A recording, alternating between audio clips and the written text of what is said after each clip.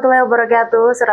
102,3 Maros FM dari Maros untuk Indonesia. Selamat siang pendengar Maros FM dimanapun Anda berada. Senang sekali rasanya Mela kembali hadir menyapa Anda di hari Senin ya, 5 Mei 2025.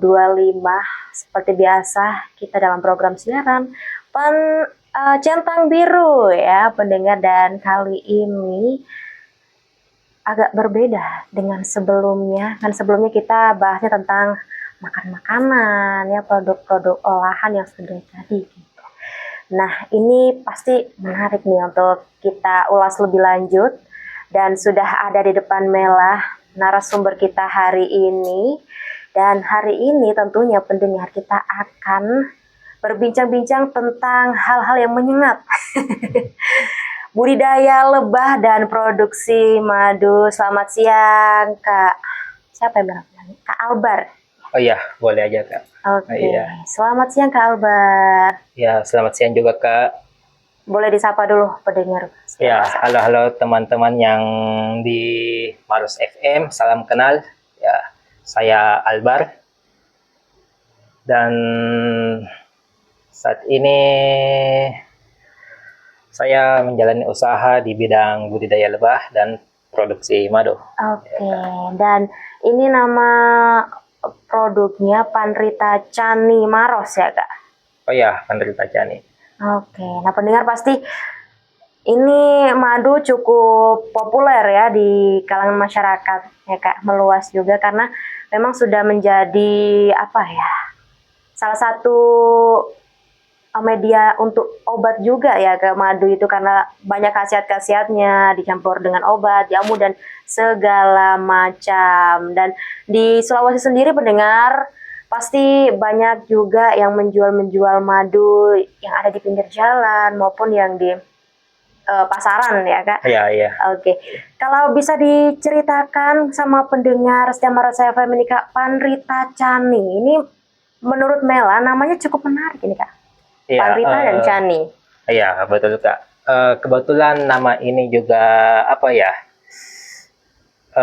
tiba-tiba muncul pada saat mau merintis dulunya.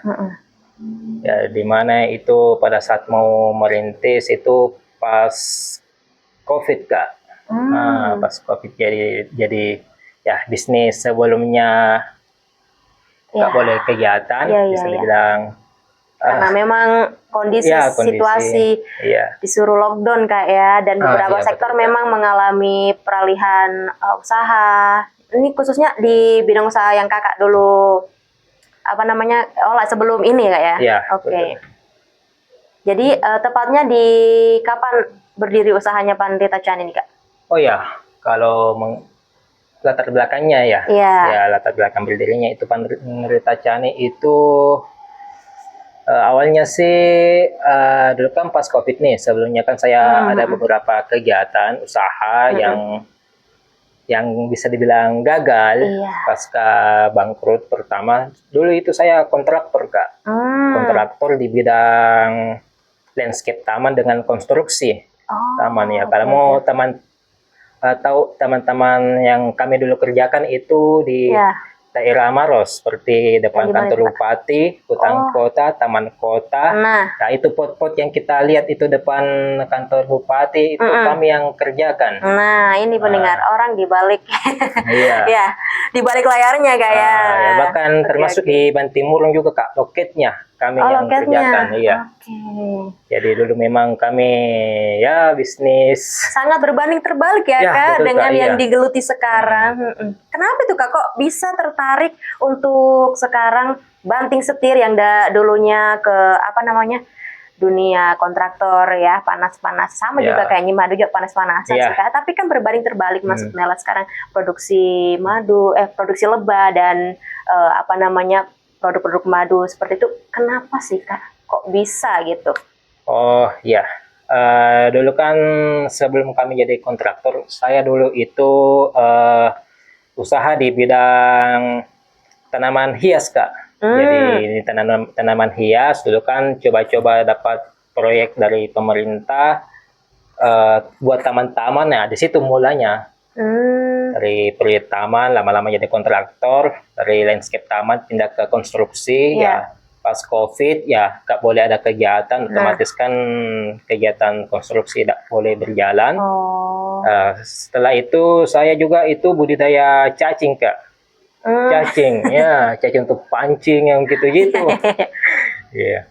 Dulu itu modal 50 juta dulu itu buat pengembangan, ya ternyata tidak sampai setahun tidak berhasil. Ya. Setelah cacing coba maggot, maggot itu hanya beberapa bulan. Karena ya itu maggot kan itu ulat-ulat, ulat-ulat dari BSF lalatnya. Jadi semenjak budidaya maggot, tetangga dengan keluarga nggak mau berkunjung. Dia jijik lihat ulat-ulat. Jadi saya jadi ya dulu secara tidak sengaja di suatu pertemuan pembukaan lokasi tempat wisata. Di situ kan ada seremonial. Seremonialnya itu kebetulan panen madu. Di situlah saya ketemu langsung ahlinya. Ahli madu, salah satu ahli lebah di Indonesia Timur. Mengenai kalau bicara perlebahan, khususnya di Indonesia Timur itu ada 3 tokoh. Ya, yang pertama itu almarhum Prof. Mapatoba. Beliau ini guru besar di Fakultas Kehutanan Unhas. Yang kedua itu Dr. Budiaman. Beliau ini akademisi, dia juga dosen di Fakultas Kehutanan. Ya, dan satu lagi atas nama Pak Stanis. Pak Stanis itu juga praktisi di perlebahan. Jadi mereka ini keliling Indonesia untuk mengedukasi lebah.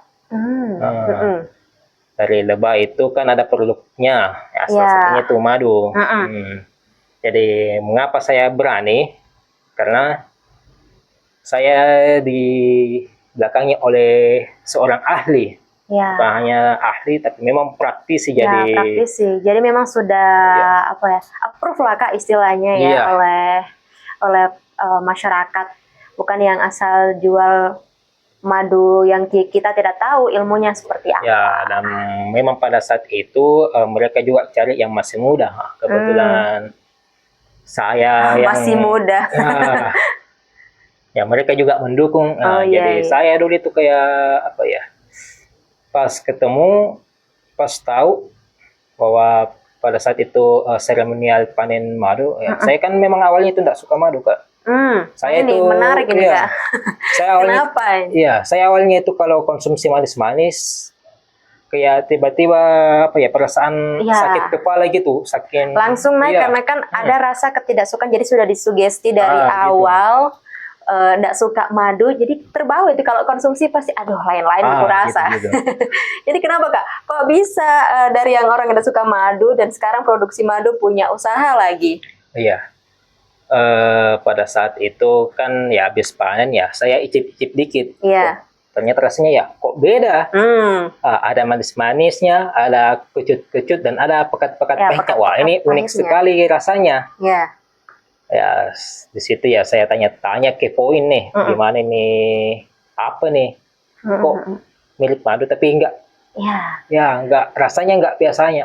Di situ saya diberitahu bahwa madu itu dihasilkan dari lebah trigona. Itu madunya pada saat jadi dulu itu panennya madu trigona. Di situ saya mulai kepoin, ya cari tahu gimana ini morfologinya, sebarannya, potensinya apa dan segala macam. Dan ya saya difasilitasi dulu. Jadi saya itu belajar 1 bulan full untuk yang tentang lebah trigona saja. Itu belajar sekaligus praktiknya langsung. Jadi memang bukan kayak beberapa jam besok lagi. Besok ini langsung 1 bulan di tempat. Di tempat langsung kita belajar, langsung prakteknya juga bahkan sampai tengah malam juga itu. Oke, jadi seperti pendengar ya, cukup menarik latar belakang dari Kak Albar ya, karena beliau dulu pernah usaha traktor dan apa namanya margol dan juga apa namanya untuk cacing untuk umpan pancing ya pendengar, dan beralih ke madu ini dan sekarang punya usaha yang namanya Panrita Chani, dan berawal juga dari orang yang nggak suka madu. Iya betul Kak. Dan sekarang punya usaha madu cukup menarik ini pendengar untuk kita ulas lebih lanjut, dan kita juga mengetahui kenapa apa namanya ada dan hadir ini Panrita Chani di Maros. Kalau di Maros sendiri nih Kak, di mana tepat lokasi produksinya? Ya, kalau di khusus Maros itu Panrita Chani itu kalau kita ketik di Google muncul 3. Yang satu itu kantor, yang 2 itu tempat budidayanya. Khusus di kami itu ada beberapa tempat budidaya. Yang pertama itu di Bonto Chani di Kabupaten Bone. Yang kedua itu di Cambah, di Maros Cambah. Yang ketiga itu di daerah Tampo Bulu, tempatnya itu di Pucak. Oh, jadi ada 3 ya? Jadi, dan ada juga di Patalasang, di Goa, ada juga kami baru mulai juga mencoba kerjasama di daerah Payo-Payo. Saat ini juga kami mau mencoba survei di Pare-Pare Kak. Baru untuk kedepannya Kak ya mungkin? Ya, kedepannya. Oke Kak, jadi bisa kan tadi Kakak sudah menjelaskan atau ya memberikan kita beberapa hal tentang latar belakang ya berdirinya Panrita Chani ini Kak. Lalu untuk budidayanya lebah madu trigona ya Kak? Iya, trigona. Lebah madu trigona ini seperti apa nih Kak? Boleh dijelaskan singkat untuk pendengar Maros FM? Iya, khusus di daerah Sulawesi ini. Itu ada beberapa jenis lebah yang biasa menghasilkan produk madu. Yang pertama itu ada namanya Apis dorsata. Apis dorsata itu biasanya itu kita lihat lebah yang di atas pohon yang tinggi-tinggi 20 meter. Nah itu Apis dorsata biasanya. Dan itu kalau menyengat besar anunya sengatannya. Besar sengatannya Kak. Bisa dapat pawai itu ya. Jadi cukup besar tuh benjolannya. Iya, benjolannya. Oke. Yang kedua itu ada namanya Apis mellifera. Biasanya itu di tempat budidaya itu yang begitu. Jadi di Apis mellifera itu biasanya itu kita temukan di celah-celah batu, biasa di bawah batu, biasa juga di bawah pohon mati itu biasa juga.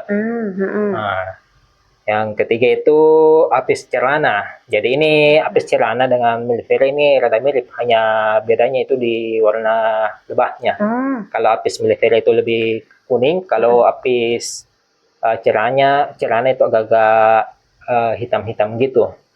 Nah itu kalau ya keempat itu ada namanya trigona. Nah ini yang diproduksi ya Kak? Ya, ini trigona ini merupakan salah satu lebah endemiknya Sulawesi Kak. Jadi ini berarti asli? Ya. Jadi khusus di Sulawesi itu Kak ada beberapa jenis trigona. Yang pertama itu biroi. Biroi itu yang paling banyak. Kedua itu incisa. Banyaknya dalam hal koloni kah atau seperti apa Kak? Jumlah persebaran. Ya, jadi misalnya kalau kita eksplorasi nih masuk hutan atau dekat-dekat kebun, biasa itu yang paling banyak. Yang sering ditemui Kak ya? Iya, berjenis biroi. Kalau untuk di Indonesia sendiri itu ada banyak. Iya, banyak. Tapi kalau di Sulsel itu nih, 2 nih yang paling banyak. Tapi ya tidak menutup kemungkinan juga ada juga beberapa jenis lebah lainnya. Tapi yang paling umum ini 2. Biroi dengan incisa. Tapi yang paling banyak itu biroi. Ya, ngomong-ngomong kalau soal madu trigona, ya ini biroi itu lebah ya. Kalau trigona itu termasuk lebah tanpa sengat. Jadi tidak menyengat. Tidak menyengat. Jadi misalkan nih kalau kita disuruh milih mau digigit semut atau digigit lebah, mending pilih digigit lebah. Lebahnya lebih lebah trigona. Kalau semut kalau sudah ngegigit kan kadang merah nih, itu ada sengatnya. Kalau lebah trigona itu enggak ada, cuma enggak. Tapi ya beda cerita kalau yang gigit langsung itu ada puluhan. Banyak. Makanya itu walaupun lebah ini tanpa sengat, Iya. tapi kita harus juga pakai alat pelindung Iya diri. betul, seperti APD gitu kan Iya. ya. Bukan hanya untuk aman bagi kita, aman juga terhadap lebah. Itu Iya. bisa menurunkan tingkat kematian lebah. Itu Oh, kalau lebah nyerang nih, dia tuh nyerang terus, bahkan sampai mati. Iya Kak, malah saya sering lihat Kak di kompilasi video gitu atau lihat di cuplikan film yang dikejar lebah emang sampai banyak gitu ya. Lebahnya itu nyerangnya sampai mati, jadi ya itu dapat menurunkan jumlah koloni dalam berekor. Iya. Jadi memang berdampak juga di samping berdampak pada kita yang nanti akan disekat, berdampak juga sama lebahnya Kak ya. Ya, dan juga itu bisa kalau kita panen nih nggak pakai APD juga itu bisa berpengaruh terhadap kualitas madu. Jadi pada saat dalam perawatan lebah sebisa mungkin pakai alat pelindung diri. Ya misalkan kalau kita panennya nggak pakai nggak pakai alat pelindung diri, pastikan juga kelabakan, lari-larian gitu. Karena pasti dikejar ya? Ya dikejar. Kejarnya tuh ya kejar sampai dapat. Jadi iya. Jadi biasanya ini kalau lebahnya nyerang, dia itu nyerangnya lebih ke daerah rambut. Nah, karena dia nyerangnya rambut, jadi dia itu melihat rambut kayak seperti bunga ya, jadi dia itu nyerangnya gitu. Karena, bunga ini besarnya bunganya. Dia kira itu rambut itu bunga, dia mau serbu. Langsung diserbu. Iya, jadi makanya itu nama daerahnya ini kalau Trigona itu namanya kamu. Kamu itu karena dia itu mengurumuni rambut. Itu makanya namanya dikasih nama kamu. Begitu. Oke Kak. Kalau bisa dijelaskan ini Kak, kayak proses pengambilan madunya gitu, seperti apa? Oh iya, kebetulan ini lebah ini kan termasuk lebah liar nih. Iya. Biasa ini habitatnya itu Trigona berada di pohon kayu yang mati, batang pohon yang mati. Jadi misalkan itu kalau ada nih pohon, dia itu kan mau mati, otomatis itu di dalamnya kan dipenuhi rayap di tengah batangnya. Itu lebah dia cari pohon-pohon yang begitu Kak. Jadi awalnya itu dia sedikit-sedikit dulu bersarang di situ, lama-lama menyebar. Jadi bentuk koloni dulu ya bentuk koloni. Jadi habitatnya ini lebah Trigona itu ya di batang pohon kayu mati. Tapi tidak menutup kemungkinan di celah-celah batu juga ada. Ya bahkan celah-celah pohon yang masih hidup juga ada. Iya. Tapi mungkin tidak sebanyak yang di pohon mati mungkin. Iya, tapi kebanyakannya kami dapat di pohon yang mau mati gitu. Dia membentuk di situ. Ya, awalnya dari situ, terus kita pindahkan dari bentuknya masih itu kita kasih namanya log. Kalau di masih batang pohon itu namanya log. Jadi masih itu, belum bentuk sarang gitu kan? Belum. Jadi dari batang pohon ya kita belah dulu. Jadi kita potong, ambil sekitar panjangnya itu 50 cm. Itu ya kita amankan dulu. Setelah itu kita kasih stup. Stup itu seperti box, kayak gitu, ya box gitu. Ya jadi itu boxnya kita lubangi, kita sambung dengan di atasnya itu log yang berisi koloni lebah. Jadi nanti itu koloninya itu simpan madu di daerah lognya. Ada log di daerah boxnya. Istilahnya itu namanya topping. Bagaimana tuh modelnya? Bentuk sarang atau belum? Itu sudah ada dengan sarangnya di dalam. Jadi dalam log itu ada sarang lebah. Untuk memindahkan ini lebah. Jadi batang pohonnya itu kita dipotong, kita ambil. Jadi kan bentuknya log ya. Terus itu kita kasih topping. Nah, toppingnya itu box. Boxnya itu dilubangi, nanti itu lubangnya sampai di situ.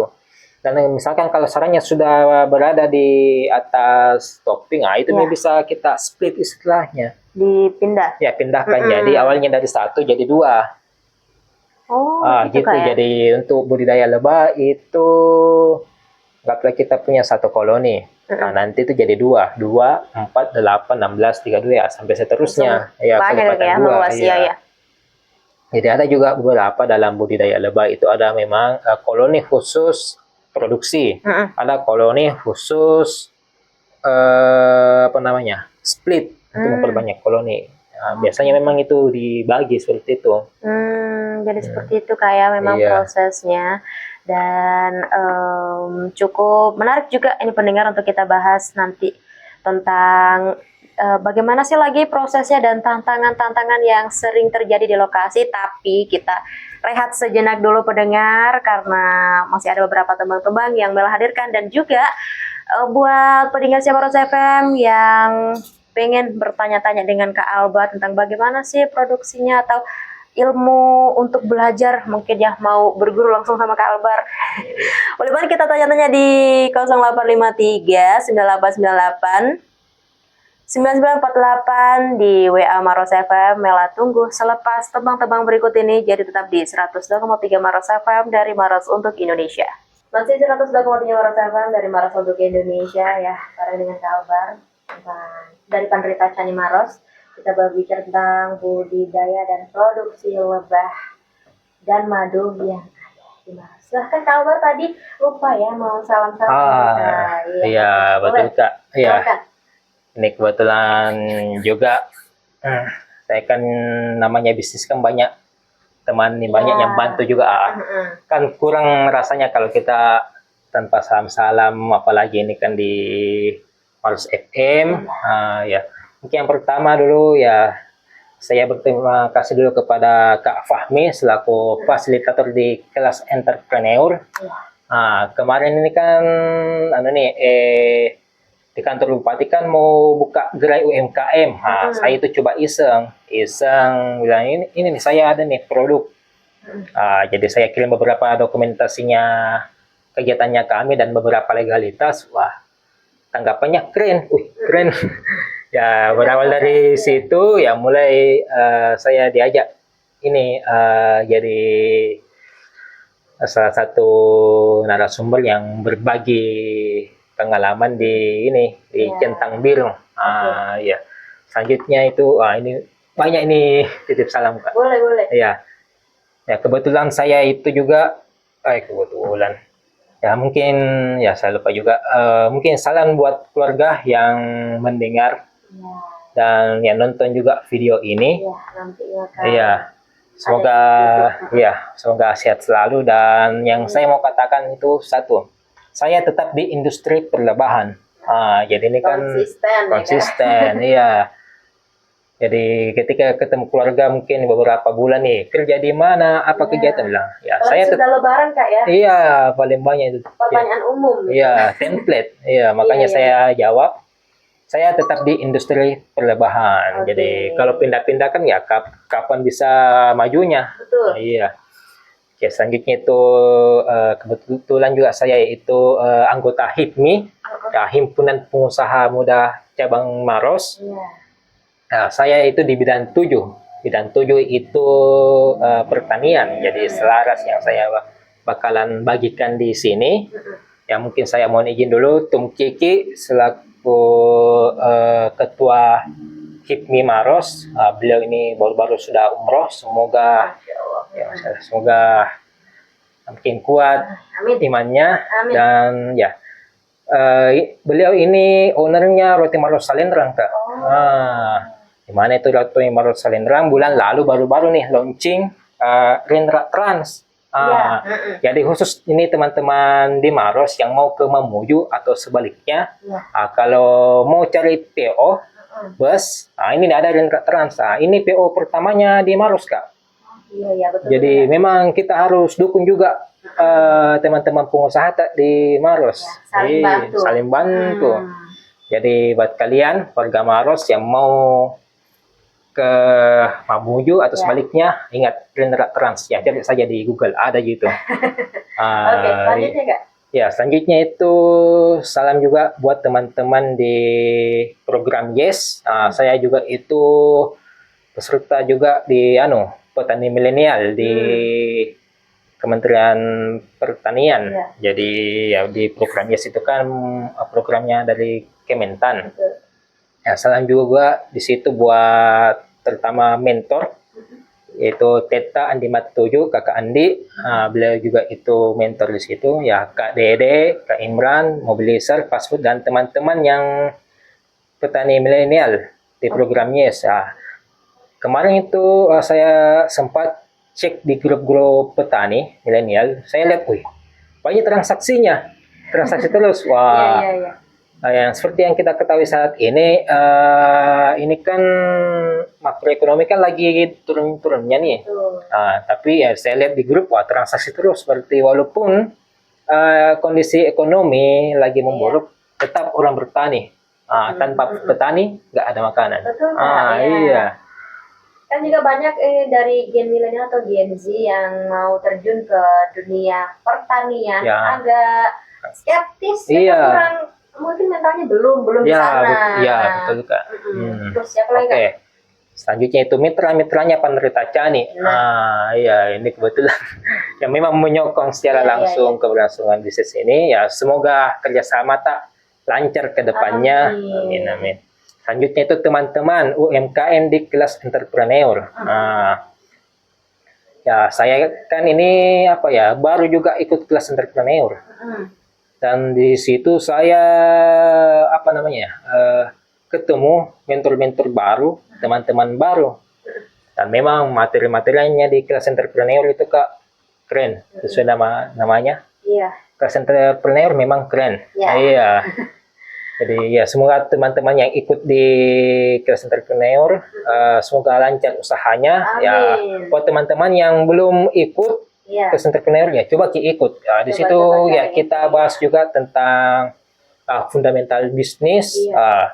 Jadi misalkan ya kalau fundamental bisnisnya kan itu yang utama juga sebenarnya dalam bisnis, bukan hanya soal modal, kapan jual. Ada juga ternyata fundamental yang kita perlu pelajari. Ya bisnis tanpa fundamental itu bakalan tidak bertahan lama. Ya, mungkin seperti dari pengalaman Kak Albar yang tadi ceritakan ya bisnis sebelumnya, dan ini cukup lama juga ya Kak mungkin di produksi madu ini. Oh ya, kami itu mulainya itu di tahun 2021, jadi ya hampir 4 tahun ya, 4 tahun, dan saya juga langsung ada apa-apa bisa konsultasi langsung ahlinya. Jadi ya beda dengan orang lain ya, mungkin orang lain itu harus belajar cari sendiri. Kalau saya ada mentornya. Jadi misalkan nih posisi saya di sini nih, gak perlu saya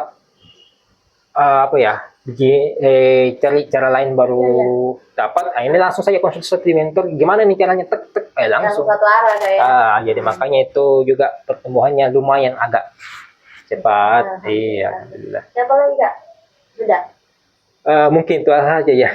Sudah terlalu banyak.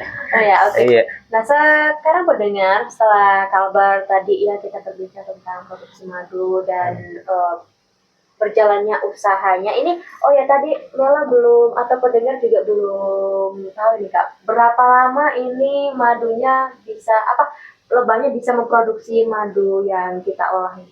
Oh iya. Kurun waktu berapa lama? Oh iya, mungkin kita juga ambil beberapa lebah lain.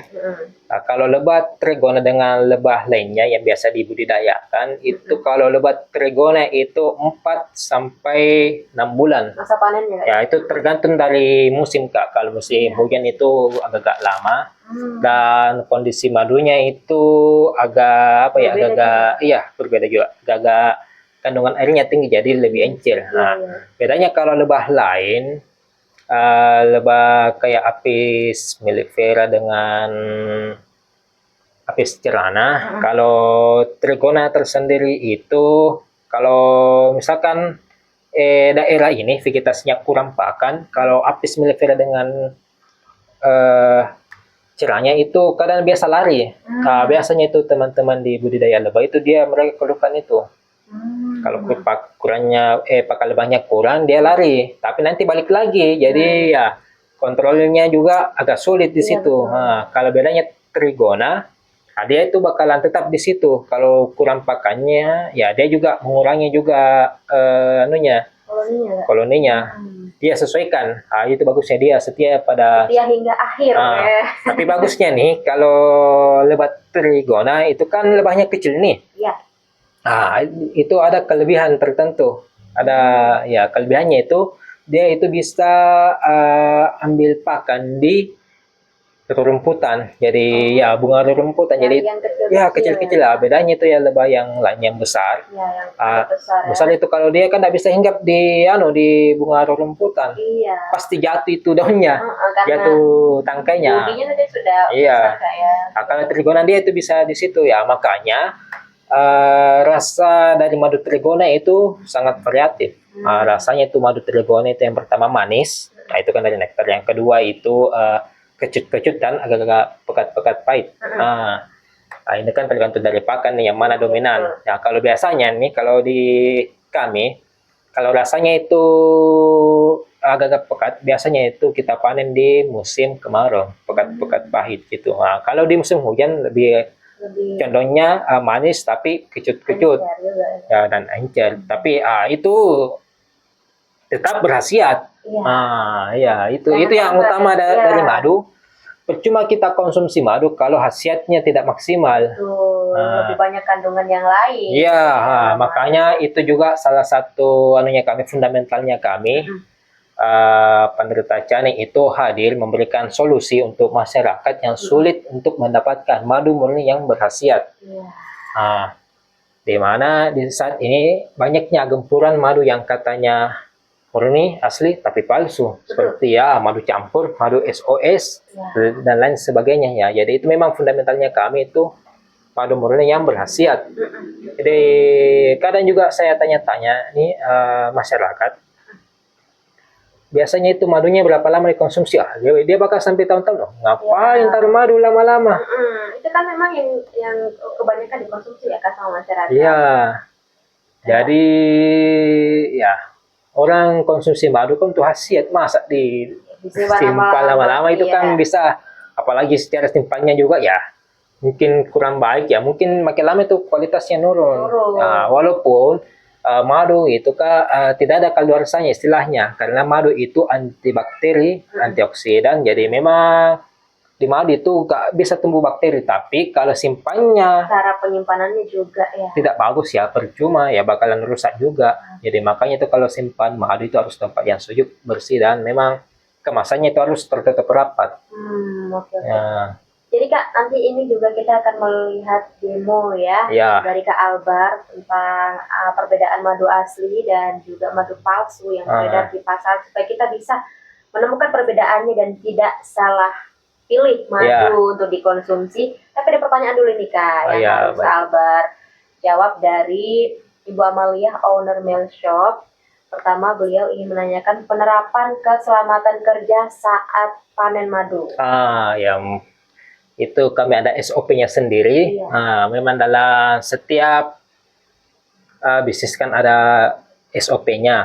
Khususnya di kami itu kalau pada saat perawatan atau panen ya kami itu APD, dan peralatan itu ya harus dicuci sebelum pakai. Dan memang pada saat di lapangan kita juga harus sediakan tisu untuk mensterilkan itu alat-alat. Jadi bukan hanya kami harus yang steril, tapi peralatannya juga sterilkan sebelum panen. Jadi kalau misalkan nih peralatan kita tidak steril, ya otomatis kan juga itu mempengaruhi kualitas madunya. Madu kan itu kan antibakteri, anti-anti yang gitu ya. Bukannya anti-antinya itu tersimpan untuk khasiat, tapi ini dia itu nyerangnya dulu ke bakteri yang ada di peralatan. Jadi kan berkurang lagi berkurang lagi. Iya, jadi ya salah satu SOP-nya kami itu yang pertama itu tadi. Yang kedua itu wadahnya juga. Jadi pada saat kami panen juga itu wadahnya terus tertutup juga. Jadi misalkan kita panen nih, kita tuang ini madunya dari kotak ke wadah, setelah itu langsung ditutup. Nah, itu pada saat kita panen madu, misalkan nih kita sementara panen proses madu, misalkan kalau ada merokok di sampingnya kita, itu madu merokok.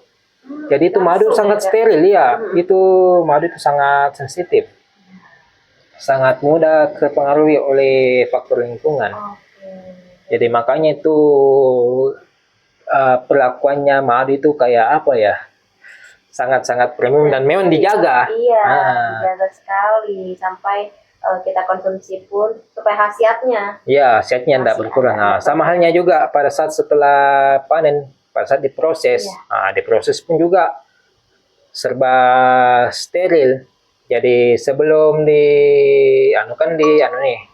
lebahkan dipanen terus prosesnya itu kan kami tuh teknik panennya sistem peras. Ya, perasnya juga kan nggak diperas langsung, peras tapi pakai APD. Jadi misalkan nih kalau kita sementara mau buka kotak saja, dengan mau pegang madunya itu kita harus ganti sarung tangan lagi. Jadi sarung tangan sebelumnya kita buang, kita pakai sarung tangan baru lagi. Terus kita perasnya itu kita pakai saringan mesnya juga kita harus sterilkan ya. Jadi kita sterilkan itu peralatan di suhu 100 derajat. Jadi memang harus pastikan kumannya mati. Ya, betul. Setelah itu kita peras. Nah, ini kan sudah di ruang produksi nih, ruang produksi. Madu yang dari kebun dari budidaya sedepan ya kita bawa ke ruang produksi. Ruang produksi juga itu tertutup. Kebetulan kami sudah ada legalitas PLT dan BPOM dan memang itu sudah dinilai oleh ya bagian BPOM juga dan lolos. Makanya itu yang kami mempertahankan sterilnya. Jadi pada saat pengolahan ya madunya itu diperas, disaring. Jadi kita itu simpan, ada namanya tempat penyimpanan sementara sebelum belum dikemas. Pada saat pengemasan, kemasannya pun juga kita sterilkan. Jadi kita nggak asal cuci nih, enggak. Kita juga sterilkan di suhu di atas 65 derajat. Mikroorganisme itu mati di suhu 65 derajat. Jadi kebetulan ini kan ada beberapa kemasan ya, ada yang plastik dengan yang kaca. Kalau kaca ya pakai aja yang 100 derajat. Kalau yang plastik itu nggak boleh lebih dari 70 derajat, nanti bisa deformasi plastiknya. Jadi harus pas, suhunya juga pas. Jadi ya sementara pada saat proses pengemasan, ya kemasan juga harus pastikan steril dan setelah dikemas kita itu harus segel. Segelnya begini. Jadi memang walaupun terkena debu atau apa cipratan air ya aman madunya. Jadi setelah pada saat mau dikonsumsi baru buka lagi ya. Jadi untuk menyimpan madu ya pastikan tertutup rapat botolnya dan bersih. Kebersihan harus dijaga ya kalau mau konsumsi madu. Nah sekarang kita demo Kak ini untuk membandingkan produksi madu yang masih diragukan keasliannya sama madu dari Pandrita. Oke, di sini kan ada beberapa produk. Ya, produknya kami ini sama semua. Dikasih lihat di kamera Kak. Ini. Ini yang kaca ya Kak? Yang kaca. Ini kan ada nih, kita lihat berbeda kemasan. Ini sebenarnya isinya sama semua. Ini kan kita juga melakukan pengembangan ya, di dalam bisnis juga ada namanya research and development. Itu yang kadang sering luput dari teman-teman UMKM. Iya, karena mungkin berjalan saja. Jadi setelah juga saya konsultasi beberapa mentor, di situ juga saya belajar bahwa ya kita kemasan harus dikembangkan. Salah satunya labelnya. Label sebelumnya begini. Pada saat saya kasih ini ke mentor, dia bingung, apa ini? Harusnya kan dari jauh kan sudah kelihatan kental-kental gini kan, dia nggak tahu. Karena itu dari labelnya yang nggak jelas. Dan memang ini label kan ya masih ya label yang pertama. Pertama launching Jadi memang pengetahuan juga masih terbatas pada saat itu. Jadi setelah kita ketemu untuk ketemu mentor itu kita bisa dapat di pelatihan-pelatihan Kak. Salah satunya itu di kelas entrepreneur. Kebetulan juga saya ikut programnya. Di situ juga saya ketemu mentor-mentor. Sambil sharing-sharing juga. Untuk perbaikan ke depannya usaha. buat teman-teman yang di bidang usaha khususnya UMKM kan kebanyakan ini UMKM kan di FNB Kak. Nah itu Bella bilang tadi. Ya. FNB kan pasti bahan bakunya.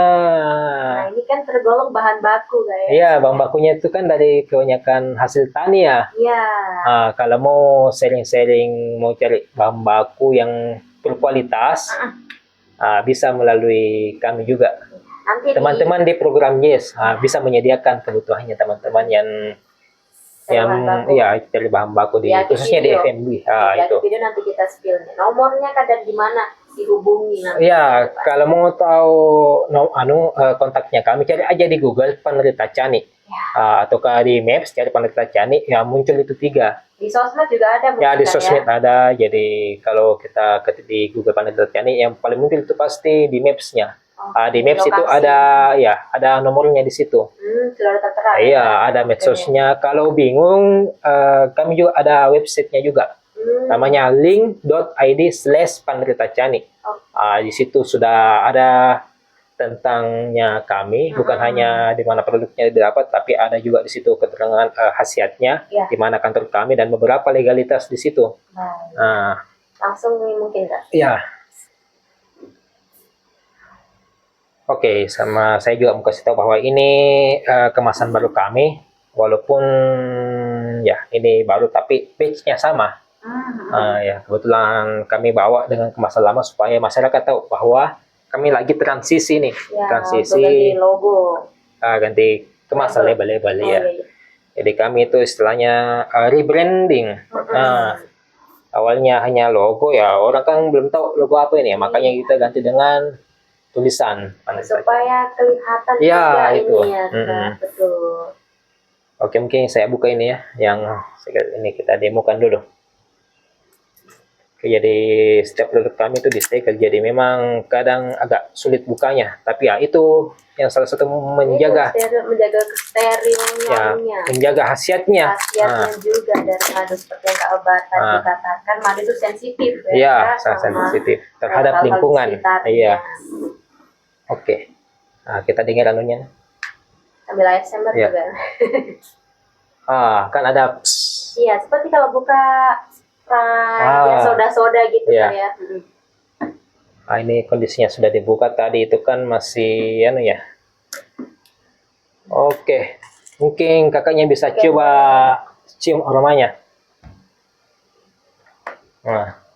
Manis tapi manis yang bagaimana Kak ya? Manis, ada kecut-kecutnya gitu kalau dicium. Ya, itu bau itu dihasilkan dari beberapa produk dari lebah itu sendiri. Di produk kami itu kami sertakan komposisinya. Biasanya kan jual madu kan madu tok. Ini kami ada komposisinya. Komposisi yang lain juga. Itu juga mengenai lebah. Lebah itu ada produk lainnya loh selain madu. Yang pertama itu kalau dalam satu koloni lebah terdapat 5 produk. Yang pertama itu madu, yang kedua itu propolis, ketiga itu beeswax. Beeswax ini lilin lebah, propolis itu yang membangun strukturnya. Ya rasanya itu memang agak-agak pekat. Jadi dalam madu sendiri tuh Kak? Iya. Yang keempat itu ada namanya polen. Polen itu serbuk sari. Jadi ketika lebah juga sementara cari pakan, dia juga menyerbuk. Serbuk-serbuknya itu kan serbuk sari dia ambil. Itu dia bawa ke sarang, terus serbuk sarinya itu dia fermentasi, makanya jadi royal jelly. Khusus nih untuk royal jelly, yang makan royal jelly itu di dalam lebah itu hanya ratu lebah. Jadi makanya itu ratu lebah berbeda secara fisik. Di dalam koloni lebah itu terdapat ada 3 kasta. Ada kastanya nih. Yang pertama itu ratu lebah. Ratu lebah itu yang paling besar ukurannya. Mengapa paling besar? Karena dia itu dari fase telur itu lebah pekerja membuat khusus. Jadi biasanya itu kalau dalam proses pembuatan ratu ini ratunya bukan satu tapi ada beberapa, bahkan 2 sampai 3. Ketika ratu lebahnya ini sudah jadi larva, dia itu makanannya itu langsung royal jelly. Royal jelly itu kan asalnya royal jelly itu dari polen yang diproses khusus oleh lebah, makanya jadi royal jelly. Jadi makanya itu tumbuhnya itu royal jelly kayak makanan super ya. Makanya itu lebah konsumsi itu, makanya ukuran ratu lebah itu paling besar. Nah, ini kan kita sudah beberapa detik kita sudah buka langsung berubah. Langsung berubah, langsung berbusa. Iya, berbusa. Nah, ini kan saya juga ada nih madu palsu. Ini madu palsu yang tier paling bawah. Dalam artian madu palsu yang sangat palsu. Mungkin ya, karena itu madu palsu di memang pasaran kali Kak ya? Ya, itu madu palsu itu ada memang beberapa grade-grade-nya. Ada juga ada nih madu palsu yang menyerupai memang madu. Ya, ada juga yang seperti ini, Mela juga pernah lihat. Ya. Model-model dan warnanya juga mirip. Ya. Dari aromanya juga mirip. Kalau untuk madu palsu ini berbeda. Nah, ini kan kental di bawahnya ada gumpalan gula. Iya, ini hitam atasnya. Walaupun ini kan mirip warnanya. Kental sekali baunya. Beda sekali Kak sama tadi. Ini kayak pahit, dominan ke pahit. Iya. Ngomong-ngomong soal madu pahit, pastikan ada di pikiran teman-teman pendengar itu madu hitam pahit. Ya, madu hitam pahit itu sebenarnya itu bukan madu, tapi sudah jamu. Di dalam pada saat kami membuat legalitas, itu madu hitam pahit itu bukan kategori madu, tapi sudah jamu. Walaupun ada memang kandungan jamunya. Itu madunya dicampur dengan daun sambiroto. Sambiroto itu kan memang pahit. Tapi tidak menutup kemungkinan juga ada memang lebah yang madunya itu pahit karena pakannya sendiri. Jadi itu ada memang jenis pohon, bunga pohonnya memang pohon itu pahit. Tapi itu probabilitasnya sangat sedikit, 1/10. Jadi itu pun juga misalkan ada madu yang pahit ya harus juga di pohon-pohon yang lebahnya itu hinggap di pohon-pohon yang pohonnya itu yang pahit nektarnya. Iya. Jadi kalau kita dapat di pasaran banyak madu hitam pahit ya itu kan pasti sudah bukan madu, itu sudah jamu. Tapi ya berkhasiat juga. Yang salah itu memang katanya nih madu hitam pahit real dari lebah, ternyata ya sudah dia proseskan itu namanya penipuan namanya. Betul. Nah, kalau pendengar nih Kak mau beli madu dan tes keasliannya, bisa dicontohkan Kak bagaimana caranya? Yang pertama itu kan tadi dari bau. Ya, bau. Kedua itu tekstur. Madu nih, ini kan ada beberapa sampel nih. Ini madu kita panen di musim akhir kemarau. Ini bulan November. Ini sisa stok terakhir. Iya. November. Ini pada saat awal musim hujan. Yang agak-agak kita panennya di musim kemarau itu agak kental. Agak kental dikit. Madu itu sebenarnya itu madu bunyi itu agak encer sebenarnya. Kayak kental banget. Kental sekali. Itu sudah melewati proses namanya dehumidifier. Itu pengurangan kadar air. Kalau kita lihat di iklan-iklan kan memang kental. Agak kental. Memang itu madu yang seperti itu. Memang madu yang memang spesifikasi untuk industri. Jadi misalkan ada industri seperti di perhotelan kan dia itu kadang juga pakai madu sebagai untuk manisan di pancake. Dia itu butuhnya madu yang seperti itu yang telah melewati proses. Oke Kak, terus yang bagaimana pertama caranya? Itu selain bau, kentalan dengan juga. Sebenarnya ini agak-agak sulit sih, karena yang bisa bedakan itu orang budidaya lebah yang orang praktisi lebah biasanya. Tapi kalau untuk orang awam, selain dari bau, kalau bedanya bau dengan madu murni itu ada bau-bau amis-amis lebahnya, amis-amis serangga gitu. Iya, seperti kayak semut gitu Kak. Iya, bau-bau amis-amis semut, tapi nggak menyerupai semut. Kalau misalnya gula kena semut pasti ada kayak baunya seperti itu. Tadi Mela cium sih. Ya memang harus ada bau-bau begitunya. Dan ada bau-bau harum. Kan ini dari bunga nih, bunga kan memang ada harum. Iya. Ya itu yang dipastikan daripada saat kita cium ada aroma amisnya. Memang itu dari lebah. Lebah itu memang amis loh. Amis serangga kayak. Ya amis serangga. Selanjutnya itu bau-bau harum. Harum itu didapatkan dari tanaman. Ya. Jadi itu jadi madu murni itu tidak konsisten. Jadi beda itu madu di musim kemarau, musim hujan, pertengahan kemarau beda-beda. Ya kami juga ada sampel terbaiknya kami. Ini adalah madu yang kami khusus panen setahun sekali. Jadi memang ini kayak madu hitam nih. Katanya, tapi ini lebah yang sama di tempat yang sama tapi waktunya berbeda. Jadi kita balik botolnya lama baru turun. Ya. Ini karena kadar airnya lebih sedikit dibanding yang lain. Ini kami langsung itu kadar airnya. Oke, selanjutnya itu dirasa. Memang itu rasa gak bisa bohong. Betul. Kalau misalkan kita rasa madu ya manisnya manis banget ya, apalagi di musim hujan itu sudah ada indikasi madu yang sudah dicampur. Campur. Kalau madu yang pahit-pahit itu sebenarnya sedikit sih. Khusus di madu hitam pahit itu memang sangat sulit. Makanya biasanya madu hitam pahit yang murni itu memang hanya dihasilkan dari lebah liar, tidak bisa di lebah budidaya gitu. Karena memang lebah budidaya kan memang vegetasinya satu tempat. Kalau ini yang hitam pahit itu kan harus dia hinggap di pohon yang pahit memang nektarnya. Sesuai. Hasilnya.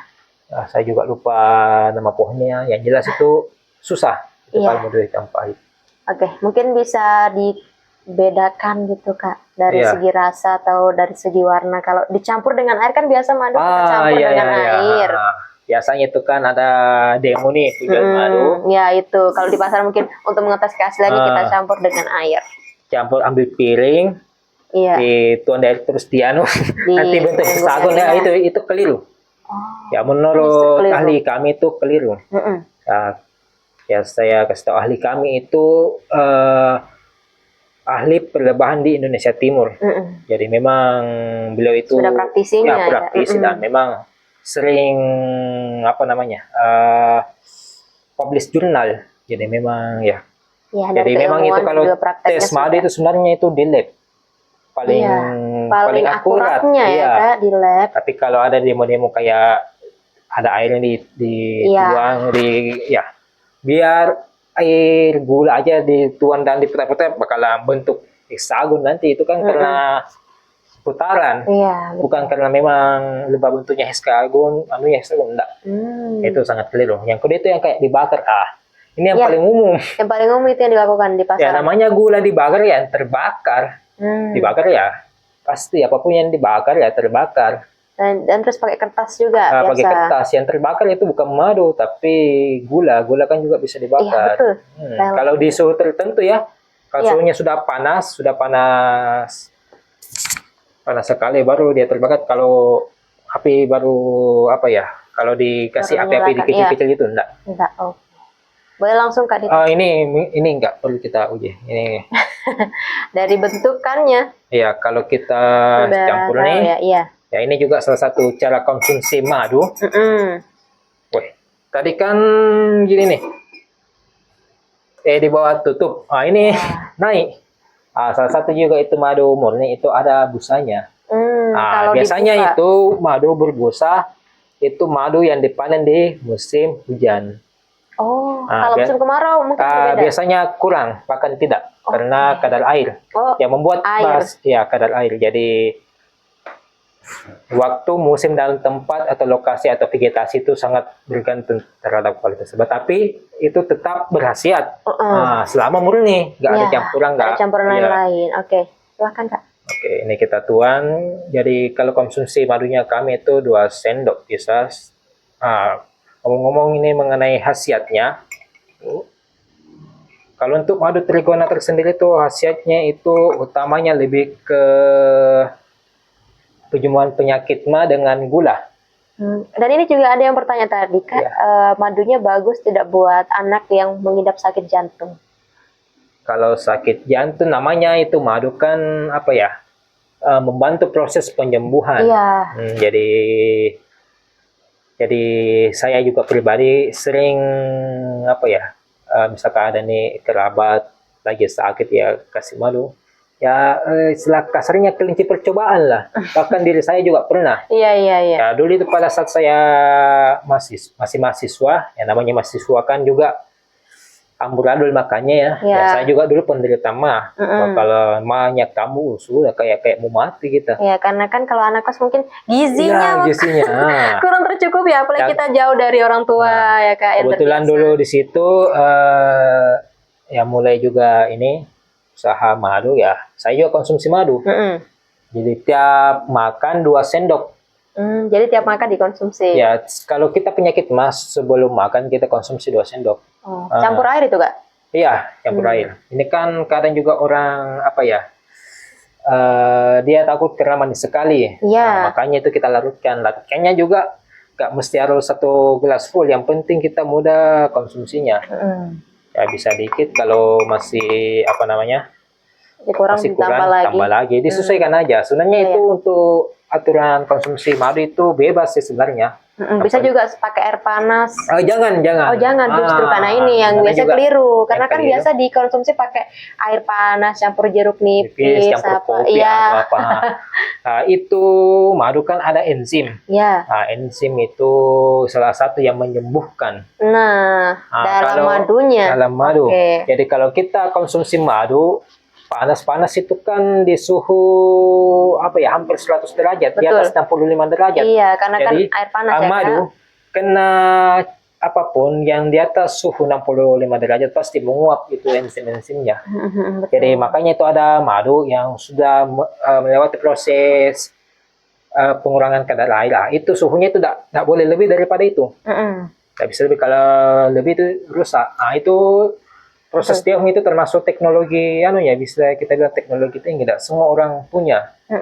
Jadi biasanya dia masak, kalau masak mendidih sudah hilang jadi gula itu. Iya, jadi kan ini sudah bukan madu itu jadi kilang gula aja kalau dimasak begitu. Nah, seperti itu pendengar, jadi jangan pakai air panas. Ya, harus air yang biasa kan, kondisi normal saja. Yang penting bisa kita konsumsi. Betul. Jadi buat teman-teman penikmat kopi yang menjadikan madunya sebagai gula, ya mungkin kopinya di susu juga. Kalau di susu yang penting suhu airnya nggak tapi bisa nggak dicampur? Bisa. Tapi ada ngapain lebih baik campurnya langsung, mending konsumsi aja itu kan. Iya betul. Banyak khasiatnya justru kalau begini. Ya ini bisa dicoba Kak. Ya. Kalau bisa tambah air lagi Kak. Iya.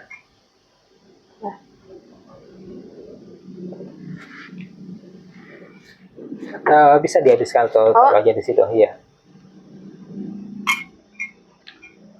Perbedaan dari madu yang sering Mela konsumsi di rumah, ini cenderung agak ada kecutnya pas diminum itu, rasanya ada kecut-kecut. Dan itu yang seperti yang kakak tadi, apa namanya? Itu enzim. Ya, bukan kayak yang apa namanya kalau ada serangga. Iya. Nah ini kayak berasa. Terus di tenggorokan juga masih berasa pendengar. Kalau madu yang biasa itu kayak hilang. Hilang kalau di dalam mulut itu sudah kayak manis saja. Ya. Ini ada kecut dan terakhir ada pahitnya sedikit. Ya. Itu kalau trigona tersendiri itu Kak, memang itu rasanya ada 3. Ya, yang pertama itu manis, kedua kecut, ketiga pekat-pekat. Nah ini tergantung dari pakan, waktu panennya. Vegetasinya juga sama musimnya. Tapi yang tidak pernah ini manisnya tetap. Iya, manis. Iya. Dan kecutnya dominan kayak ini. Iya, karena memang itu madu pada saat kita panen di musim hujan. Itu ya. Yang kalau yang kemarau yang mana kayak yang ini tadi depan ini? Yang ini. Yang kental sekali. Tapi kalau yang kemarau itu dominan pekat. Iya, karena kan memang banyak bunga yang mekar di musim kemarau. Di situ sih bedanya. Iya, bedanya di situ. Jadi kalau hujan, kenapa kadar airnya tinggi ya? Hujan itu kan tanaman ya, air itu kan hinggap di bunganya. Lebah ambil di situ, jadi itu nanti air dengan nektar tanaman kecampur. Makanya lebah ambil itu, bawa ke sarang. Terus ya. Oh, dan satu lagi nih Kak yang Mela rasakan kalau sama madu yang biasa, yang kayaknya palsu deh yang pernah Mela minum itu, kalau langsung di tenggorokan tuh mau batu rasanya. Ya ini enggak. Malah melegakan. Melegakan. Jadi kayak tenggorokan yang tadinya kayak agak berat karena memang kan musim kayak jadi banyak orang radang gitu, terus berujung demam. Ini kayak lega gitu, plong rasanya. Betul. Ya, ngomong-ngomong soal khasiat dari madu trigona, ini bukan pendapat saya, ini pendapat ahlinya, salah satu ahli kami, ahli perlebahan. Ini kan saya nggak mau spekulasi langsung, ini pendapat ahli dari praktisinya kayak. Praktisi. Ini dia simplifikasikan khasiat madu trigona itu 3 kali lipat dari madu biasa. Yang biasa dijual di pasaran, Kak. Oke. Mengapa? Pertama, lebahnya itu kecil, jadi pakainya dia ambil lebih variatif. Yang kedua juga, kalau lebah trigona itu kan kandungan propolis, wax, polennya tinggi. Itu yang khasiat. Jadi setiap apapun yang komposisi di madu murni itu berkhasiat. Di atas, lebih di atas mungkin nggak daripada madu biasa. Iya, ini pendapatnya ahli loh, bukan pendapat saya pribadi. Ini saya teruskan aja. Betul. Nah ini Kak, sebelum kita menuju ke akhir dari perbincangan. Oh, sudah mau ya? Iya Kak. Aduh, sudah mau habis. Padahal masih banyak ini yang mau kita bahas, apalagi tentang kan Kak Albert sendiri ini masih gen milenial ya. Gen sih Kak. Iya. Gen Z, oke. Jadi kita sama-sama Gen Z Kak. Terjun langsung ke dunia pertanian dan produksi madu, madu juga. Ini mungkin bisa dijelaskan sedikit ke pendengar Maros FM strategi pemasarannya, Kak, apalagi di era digital ya, kita tahu bersama, dan juga dari produksi madu farmasi yang udah besar gitu Kak, promosinya seperti apa? Ini kan juga saya mengikuti beberapa banyak pelatihan, bukan hanya di entrepreneur, di program Yes juga, ada juga pelatihan-pelatihan tentang cara menjual. Saya juga ikut beberapa kelas-kelas atau course di luar. Kalau misalkan dari beberapa mentor yang saya temui, saya ambil satu titik, katanya itu bangun personal branding. Jadi, betul. Jadi kadang juga itu orang beli produk bukan karena produknya, tapi karena ownernya, karena ownernya juga. Jadi itu saya mencoba aplikasikan. Jujur juga sama nih, ini kan juga HIPMI. Ketua HIPMI juga kan penjual dia owner dari Roti Maros Selangkran. Ya, semenjak saya mau join HIPMI saya juga sering, karena memang bukan karena rotinya tapi karena ownernya. Ya, kadang kita juga seperti itu. Anggaplah kita mau nongki di kafe ini ya, mungkin karena bukan kopinya tapi karena ownernya. Mungkin ownernya teman saya, orang saya kenal ya, makanya kita beli produknya. Itu berpengaruh juga sama produk kita. Juga ternyata. Betul, karena di era digital ini yang namanya personal branding itu kuat sekali. Apalagi banyak juga influencer kayak di sosial media yang lebih menguatkan lagi, banyak produk-produk begini tuh memang cocoknya dipasarin di digital ya. Ya, dulu kan juga saya banyak mitra nih, bahkan sampai 15. Saya pas di toko-toko kok nggak goyang-goyang nih. Iya, mungkin cenderung kurang juga. Karena berdasarkan data penjualan, buat teman-teman UMKM kalau bisa invest sedikit di di semacam, bukan hanya tentang produknya, tapi fundamentalnya salah satunya itu di pencatatan. Betul. Kalau di kami ini bukan hanya di pencatatan keuangan, tapi data pelanggan itu juga penting loh. Iya, siapa yang pelanggan sering repeat order? Siapa yang beli, profesinya apa, kira-kira kisaran penghasilannya berapa. Saya data itu loh juga. Jadi berdasarkan di data pelanggannya kami, ternyata yang beli orang menengah ke atas, Kak. Iya. Karena mungkin yang tahu, Kak. Ya, yang tahu menengah ke atas. Yang tahu kasihan, yang tahu prosesnya. Dan juga orang yang aware terhadap kesehatannya. Jadi itu madu sebenarnya itu bukan hanya pada saat kita sakit kita konsumsi madu, tapi ya, untuk menjaga kesehatannya seperti ini pas keroba cuaca lagi gak bagus kan, memang salah satunya madu itu yang sebagai tameng tubuh ya. Karena memang Mila juga dan pengalaman di keluarga Kak, itu kenapa madu kok disimpan lama karena dikonsumsinya pas sakit. Itu yang salah sebenarnya. Iya. Itu madu untuk menjaga kesehatan. Sayang sekali itu madu, kayak barang berharga sekali di rumah. Emas ya. Emas cairan. Iya, oke. Nah, Kak, sebelum kita menutup kebersamaan hari ini dan tadi sudah kita berbicara tentang madu, prosesnya juga dan perbandingannya ya. Rencana kedepannya Pandrita Chani, Kak, seperti apa? Rencana ya sesuai juga dari beberapa mentor saya ya yang saya temui. Katanya tuh daripada cari saingan, lebih baik kita kolaborasi. Jadi saya hadir di sini bukan sebagai saingannya buat teman-teman yang budidaya lebah, khususnya saya itu ajak kolaborasi. Merangkul ya kita sama-sama. Satu juga visinya kami itu ingin memajukan industri perlebahan. Nah, ngomong-ngomong tentang perlebahan, khususnya di Indo, itu bahkan madu nih diimpor. Kita impor madu untuk menutupi permintaan industri. Ya padahal dari lokal sendiri banyak sebenarnya Kak.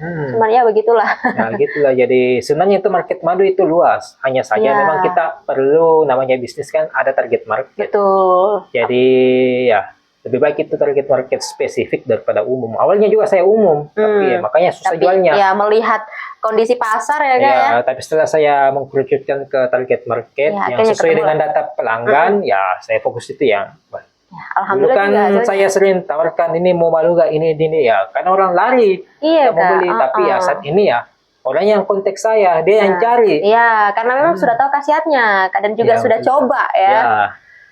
Jadi kalau untuk khasiat mungkin mungkin kita nggak bisa berikan banyak di sini ya karena waktu, ya mungkin bisa kontak kami. Nomor yang dihubungi.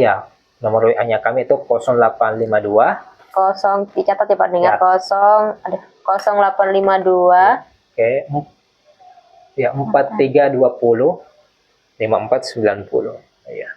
0852 4320 4320 5490. 5490. Ya, atau kalau bingung cari di Google Pandrita Chani itu sudah muncul. Iya. Nanti ada muncul di websitenya itu link ID.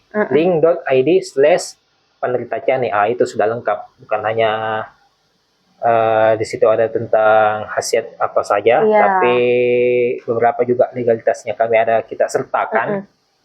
Tapi kalau menurut Mila sih Kak, kalau mau tahu khasiatnya mending dikonsumsi langsung deh. Ya, gitu.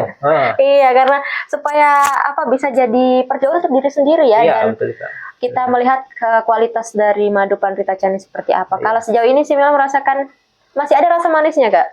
Iya. Di tenggorokan dan tidak bikin batuk. Itu salah satunya itu. Yang banyak nih manis-manis bikin batuk. Iya. Enek. Langsung batuk biasa kalau memang kalau dikonsumsi. Ini lega. Ini lega memang. Ya, ini kan juga salah satu asetnya itu mempercepat penyembuhan sariawan. Bahkan dulu saya sariawan di lidah hampir 2 minggu. Ini setelah saya dapat ini madu 3 hari. Bahkan kalau nggak sengaja nih kita sikat gigi, nggak sengaja kena lidah, bahkan itu 1 hari aja sembuh. Jadi memang mempercepat proses penyembuhan. Ya, tapi kadang juga saya pernah ada sariawan sampai 2 minggu saya konsumsi madu, tapi ya ini sariawannya karena kena gigi terus, karena kan gigi saya itu agak miring keluar, jadi kena terus di bagian pipi dalamnya ya. Tapi kalau ada madu ya lebih cepat sembuhnya. Ya memang mempercepat ya Kak proses penyembuhan dari yang kita alami gitu. Dan banyak sebenarnya madu itu ya kita gak perlu cari tahu tentang banyak sih, ya itu kan sudah ada disebutkan di Quran khasiatnya apa saja. Jadi ya yang memang kita dianjurkan untuk konsumsi. Sebagai bukan hanya obat tapi yang menjaga kesehatan. Karena memang kalau di cuaca begini kan rawan sakit ya. Rawan kita badan pasti tumbang gitu, apalagi banyak job desk yang harus dikerjakan, ini bisa menjadi tameng. Ya, jadi yang utama dalam konsumsi madu ya pastikan aja murni, gitu aja. Itu untuk mengetahui asli atau palsunya kita memang nggak bisa, konkretnya itu memang nggak bisa sih. Kalau untuk orang awam sih agak sulit. Iya. Daripada bingung ya, mending konsultasikan aja ke penderita CANI. Seperti yang tadi Albert tadi katakan ya. Kami ada juga motonya, permaduan duniawi, ingat penderita CANI. Terima kasih Kak Albert waktunya di Maras FM. Semoga nanti penderita CANI makin sukses, makin jaya, makin dikenal banyak orang ya, nanti bisa juga, semoga nanti pasarnya meluas lagi di luar Sulsel. Ya, amin. Ya, terima kasih juga Kak Mela. Kita sama-sama Gen Z nih Kak. Pendengar, terima kasih yang sudah mendengarkan dan bergabung di Maras FM. Semoga apa yang tadi Kak Albert bagikan kepada kita semua bisa bernilai bagi kita, dan pengalaman-pengalamannya itu yang harus kita pendengar, kita catat, kita jadikan motivasi juga bagi yang mau memulai berusaha. Jangan takut ya, ada beberapa kelas di Maros sendiri yang sudah disediakan oleh Dinas Kopurindak.